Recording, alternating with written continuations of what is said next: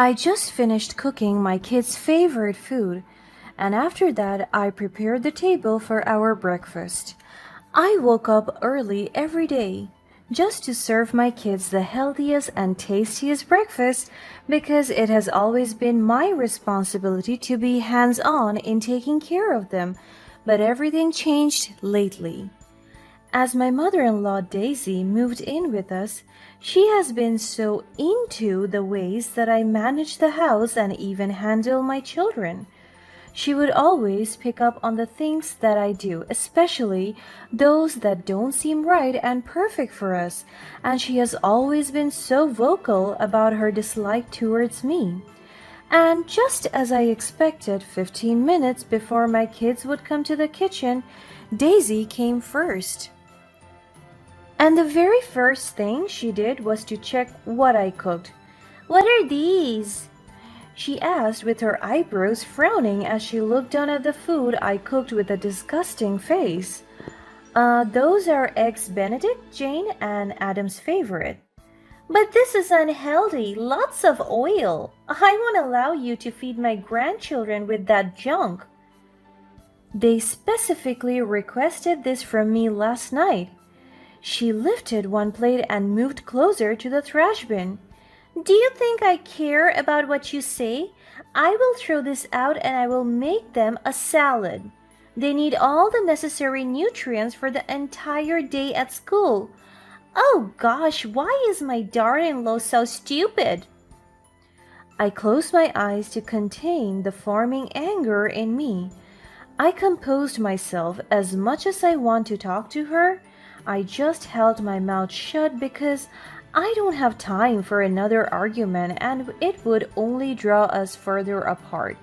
She doesn't only control what I do, but also the decisions that I make for the entire house and even for my family. I tried to reach this concern to my husband, Romeo, but he would only answer me with, "Just understand my mother. She's protective of the kids. You'll get used to it." Ever since I married my husband, my relationship with my mother-in-law has been a tumultuous roller coaster ride. From the moment I entered her life, she made it clear that she didn't approve of me. Her cold glances, snide remarks, and passive-aggressive behavior were a constant presence. And even right now, her treatment towards me is evident that she doesn't like me at all. It has been 4 months since she moved into our house, and since then I feel like I am walking on eggshells. But I was determined to keep the peace and make things work for the sake of our family. I understand her in so many ways, from her constant intrusion to her over-controlling personality. I put up with her attitude just to keep our family relationship going. And because of that, I took the initiative to forge a long-lasting bond with my mother-in-law. I planned a family trip abroad. It was a random Monday morning, and my husband is on a day off. He was sipping his coffee when I sat beside him and I shared my plans. "My love, I have an idea. What do you think about a family trip? It could be a chance for us to bond and create lasting memories together. And it could also be a chance for me and your mother to get along." He put down his mug and nodded. "A family trip? That sounds amazing, my love, but you know how my mom feels about spending money on such things, right? She would get on our way." My face fell slightly, but I regained my composure immediately. "I understand, my love, but trust me, this trip could bring us all closer together. It's not just about the destination, but the experiences we will share as a family." My husband heaved a deep sigh. "Okay, don't worry, I'll talk to my mom."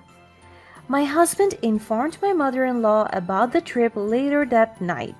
But he told me that she was skeptical about it. She kept on saying that it will only waste our time and money. On top of that, my husband recounted that she will advise me to always become practical in terms of handling money. In short, she disapproved of the idea of a family trip. So, later that night, as I was in the kitchen preparing for dinner, she came near me. So, Mary, what extravagant plan have you cooked up now, wasting money on unnecessary trips, I presume? Why is she being so sarcastic? I took a deep breath and tried to remain composed. Daisy, I genuinely believe this trip will be a valuable opportunity for us to forge a stronger bond as a family. It's about creating memories and cherishing our time together, and it's about time for us to fix the problems we have for each other. But she only rolled her eyes at me. Memories? Time together? Those are just empty words, Mary. You're naive if you think a trip can fix anything. I felt a pang of hurt, but I refused to back down. Daisy, I understand your concerns, but I truly believe this trip will be worth it. The memories we make will last a lifetime, and we need to create a positive environment for our family. She walked out of the kitchen. I heaved a sigh. Patience. I need to have patience for this. But the kids convinced her that it will be fun and that they will be going to spend a lot of time together, and with that, she finally approved. So I took charge of organizing every small to big detail of the trip, from booking flights and accommodations to researching the best places to visit.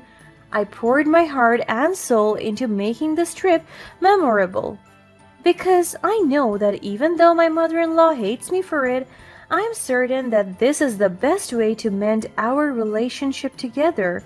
Because, for the record, I am so tired of fighting. Her mistreatment of me hurts me so much, and if she's going to stay with us for a long time, I just can't live with her bad attitude towards me. Hence, the trip is an opportunity for us to bond as a family to create lasting memories together. As the days went near, I started to pack things and finalize the itinerary, but as usual, my mother-in-law disapproved of almost everything. She told me that my tastes are so ugly and that I am being so tactless in planning the trip. She even said that it should be her planning because she already went to Japan, our destination, when she was young. I wanted to argue with her, but my husband stopped me and told me to just let it go.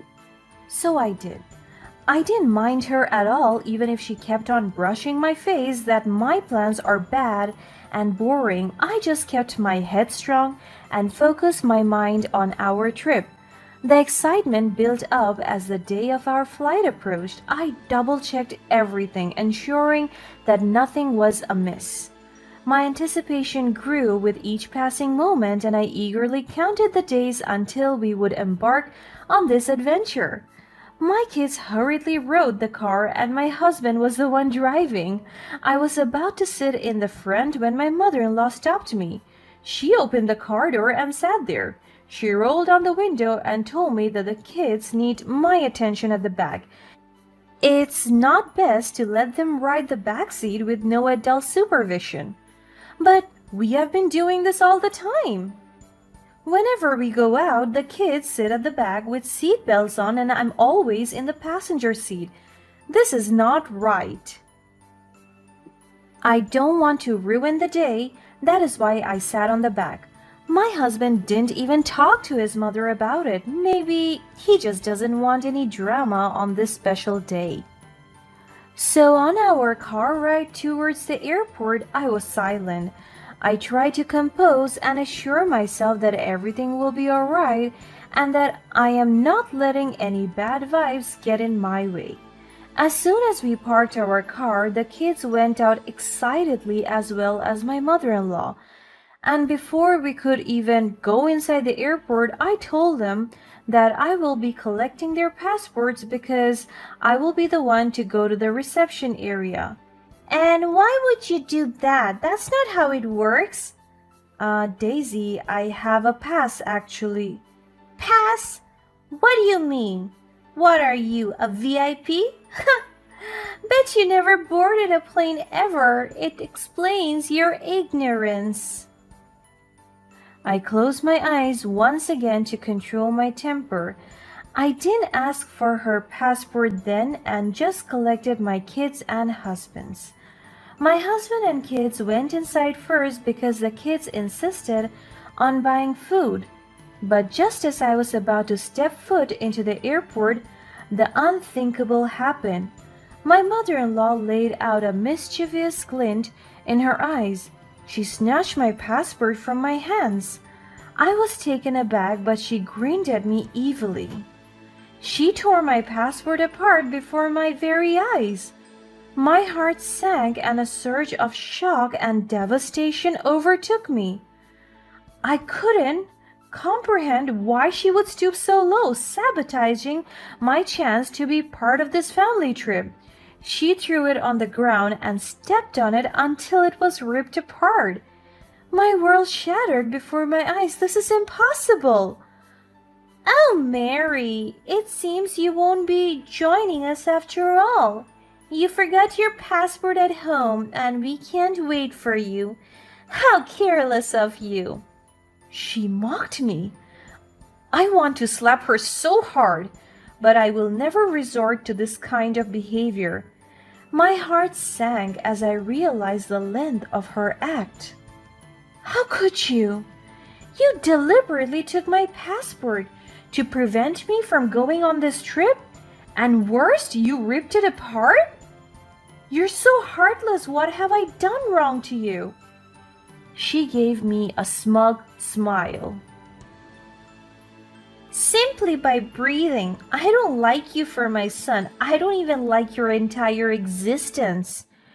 You are so cruel. You will pay for this.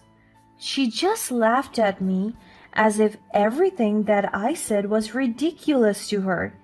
I did what I had to do, Mary. It's for the best. You're not wanted or needed on this family vacation. I contained my tears. I don't want her to see me weak, but with determination inside. I looked her straight in the eyes. She didn't know what she did. She crossed the wrong person. I looked around and people were staring at us, even talking. Then I noticed the guard calling his colleague and he approached us. A perfect opportunity for me to drop my bomb. You may have ripped my passport, but you didn't know it's a diplomatic passport. I shouted, making sure the guards heard it. She raises her brows and laughs so hard, and he did, so he paged his other colleagues right away. Oh, don't be so delusional, you? With a diplomatic passport? Oh, hell no, that's impossible. My grandfather was a diplomat, an ambassador of tourism in Japan, and you dare say that I never boarded a plane or even went to Japan? Huh! Since I was young, my grandfather would bring me to his diplomatic works and conference because he knew that I loved the country. That's why I was able to have a diplomatic passport as well. I picked up the remains of my passport and showed her a ripped badge that indicates that my passport is truly a diplomatic one. She gasped and her eyes widened. See it for yourself, and by the way, the guard saw your act. You have just violated a diplomatic passport, Daisy. Prepare to face the consequences. As soon as she heard me say that, she looked back and a bunch of guards are approaching her. She started to panic. I saw my husband go out with the kids, carefully searching for us until he noticed us in the center of the commotion. He went near me and asked what happened. I showed him the ripped passport and he was so shocked. The guards came and checked the area. Mrs. Daisy, our guard witnessed your act of tearing apart a diplomatic passport. Such actions are not only illegal but also a serious violation. You will be held accountable for your actions. Her panic increased as the severity of her actions sinks in. I I didn't know. It was a diplomatic passport. I didn't mean any harm. Ignorance is not an excuse, Mrs. Daisy. This is a serious offense. Your actions could have led to an international incident. We will be detaining you until this matter is resolved. She panicked even more and went to grab her son's arms. Romeo, please help me. Tell them it's not my fault. But my husband just looked at her with no emotions. I am done covering your bad attitude, Mom. You went too far, and this time I can't even tell if you are a good person or if you are even my mother. There are witnesses, and you need to face the consequences of your actions. She held my hands instead and pleaded, but I gave her no answer. Daisy's face turned pale as the guards escorted her away, leaving me and my husband standing there with a mix of relief and sadness in our eyes. I know that what I did was right.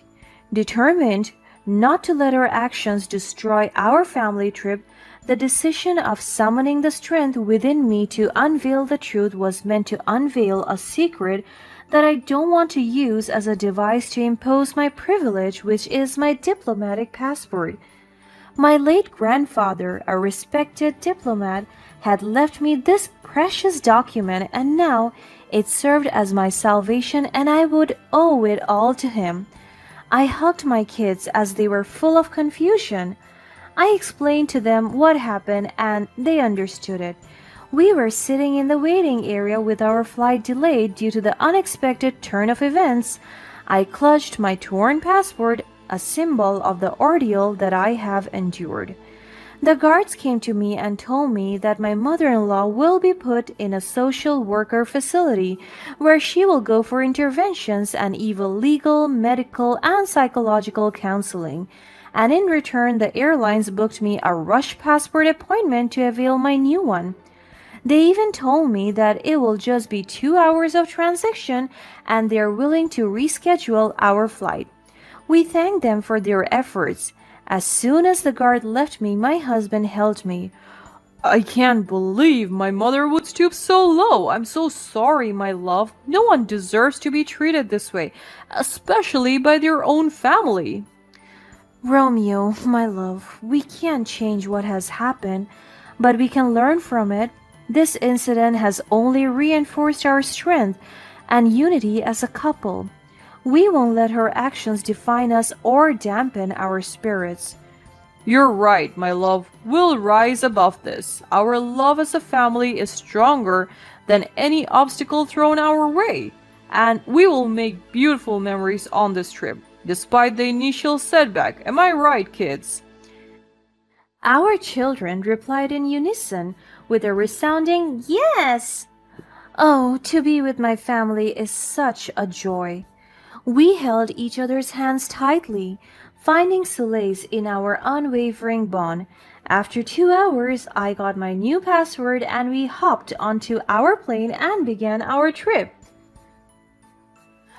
As Romeo, the kids, and I embarked on our journey, the weight of Daisy's absence lifted from our shoulders. We were free to embrace the joys and wonders of our family trip. With each passing day, we grew closer, cherishing every moment of togetherness. The challenges we faced during the trip brought Romeo and me even closer together. We learned to rely on each other to support one another through thick and thin. Our love became a shield against the negativity that had plagued our lives, and we reveled in the newfound strength of our bond. Returning home, I carried with me a newfound sense of empowerment. Daisy's actions had tested me in ways I never thought possible, but they had also revealed the depth of my inner strength. I vowed to no longer tolerate mistreatment or allow anyone to undermine my worth. Daisy, in her delusion, may never fully comprehend the magnitude of her wrongdoing, but I had risen above her actions, embracing the love and support that surrounded me. The scars she left behind served as a reminder of my resilience, and I resolved to use my experiences to help others who may face similar challenges. In the end, Daisy's attempt to tear us apart only brought us closer together. We emerged from the shadow of her toxic presence, stronger and more united as a family. Our journey had transformed us, shaping us into individuals capable of facing adversity head on and emerging victorious. And as we move forward, I carry with me the lessons learned and the strength gained. With Romeo by my side, I embrace the future with renewed hope and unwavering determination. Together, we will overcome any obstacle, secure in the knowledge that love and resilience will always prevail.